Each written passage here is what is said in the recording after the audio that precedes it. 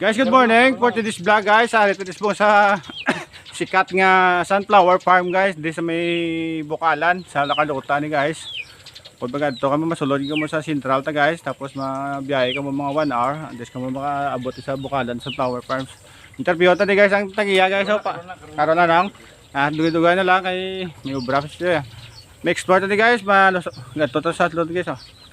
Kung makita nyo sa bong guys. Kataob kag manayanaya. Di sa bong ang bulak ng sunflower guys. Unique ni subong guys ay pinasayit ni subong sa Drisaton sa Negros Occidental. Kung makitaan mo yung project ka ginaging gastuhan guys paano magpatubo sini guys. Sa subong pinadagsa ni subong sa mga pumuluyok sa mga bisita tadi guys nga luyag magtanaw sang sunflower kataw sang bulak ni guys.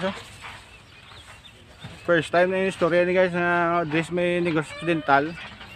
Makita nyo diri lang sa Bukalan guys. Katahom kag unique na subong sang sunflower farm. Kung makita nyo kapamukad ka di guys ang bulak sang sunflower guys. Katahom ni subong guys kung gusto nyo magpamasyar ka maglagaw-lagaw di guys.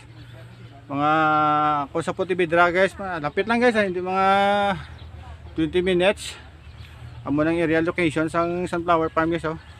Kung makita nyo guys katawam sang pamukadkad sang sunflower sang yabulak sa manayanaya sa mata guys. Medyo against the light sa bong silang i-flex na lang sa inyo karon guys para nga makita nyo ang katahom kagkaanyag isang mga bulak diri lang na guys sa Bukalan, La Carlota City.